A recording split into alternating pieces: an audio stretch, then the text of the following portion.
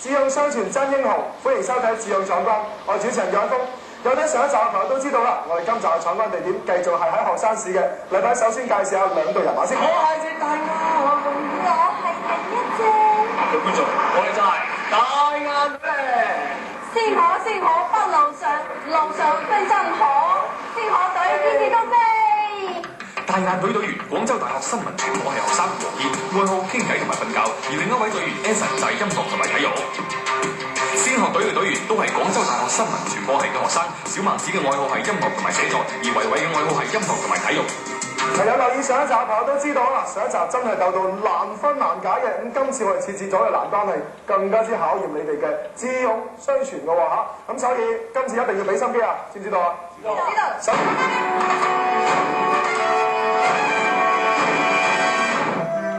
鍾靈毓秀嘅學生，歷史源遠流長，文化根基深厚，孕育出好多豪傑英才，好似一代畫師李鐵夫、香港嘅李氏家族，仲有梁贊等等。喺講到梁贊呢，佢就係詠春拳嘅一代宗師。後生嗰陣時嘅梁贊喺佛山受嚴，晚年時期佢翻到咗學生傳藝，並將詠春拳發揚光大。相傳詠春拳為五梅師太創嘅一個雛形，同時授予嚴詠春。後嚟佢將呢個只有雛形嘅拳術改進成一種精妙絕倫嘅拳術。詠春拳係必須要一對手經常對策嚟練成嘅。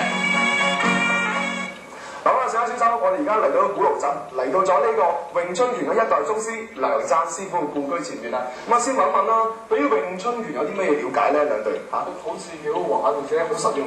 好實用。就睇過啦，聽過啦，但係就未見過啦。喺咩地方睇過咧？喺電視度啊。喺電視度睇過。咁今日呢一關咧就要求你哋親身去領會下詠春拳嘅精髓。第二關先同梁贊嘅第4代的傳弟子馮強師傅學習詠春拳，然後兩隊用所學嘅招數喺石板凳上面切磋，邊個先從石板凳上面跌落嚟就算輸。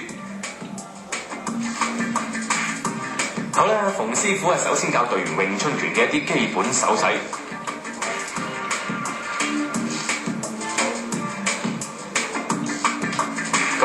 就要開始學習詠春拳嘅精華對策啦。咁古老嘅詠春拳呢，就有12式拳種，重點就係腰馬嘅變化。打起身出手睇起落嚟呢，就好似柔弱無力，咁實際上啊，力已經從腰部發出。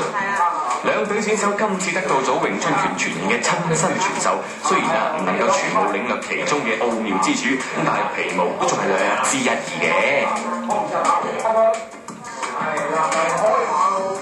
哈哈，兩隊嘅選手都聽得好認真咁喎，梗係啦，連腳冇眼噶嘛，一陣真係喐起手上嚟打親塊面，上唔靚仔噶嘛，唔好咧，加油啊！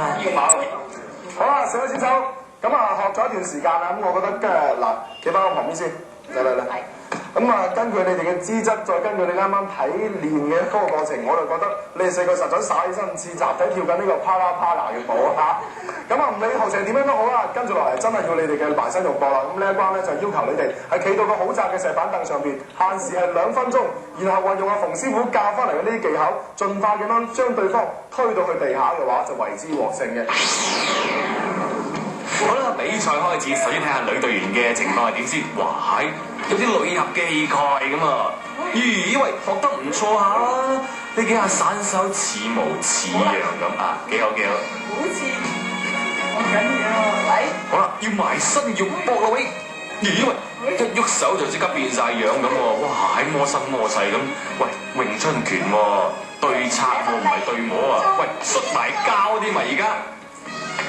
唉，你話俾阿詠春師傅咧睇到你兩個咁樣打法咧，真係嘔血啦！辛辛苦苦教你兩個咁多個鐘頭呢個詠春拳，結果打出嚟咧，依然係咁慘下、咁肉酸下嘅，真係唉！我一定要整得起。好啦，睇嚟差唔多贏啦！哎呀，使出咗9牛二虎之力，終於將佢推咗落台啦！好啦，到男選手啦，咦，有啲姿勢，有啲實際咁喎，但係打下就變咗群魔亂舞啦！哇，仲耍埋太極添。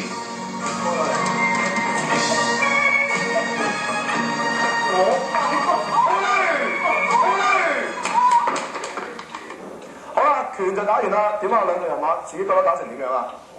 好，非常常之好醜啊嘛！啊，請阿馮師傅嚟評論下，到底打成點樣啦？馮師傅，你覺得佢哋打成點樣啊？佢哋打成日初先都係有少少型嘅，但打到尾後咧都唔知咩，好似兩個人啊喺個街度咁啊，兩個你搲住我搲住你，咁吹撞咁啦，咁都好㗎，依家都係玩咧一陣，咁都學到有少少嘢，即係勉勉強強都叫做有個型出到嚟啦。嗱，好啦，啱啱喺馮師傅見證之後咧，大家睇完呢一場嘅詠春拳比賽啦，結果亦都非常之清晰嘅。咁呢邊大雁隊咧就係女仔贏咗，咁呢邊仙鶴隊咧就係男仔贏咗。換言之，呢一場嘅比賽入邊咧係打成平手嘅。嚇，跟住嚟仲有好多努力嘅地方，我知唔知啊？下一班會去到呢個腐竹加工廠嘅自動手工出發。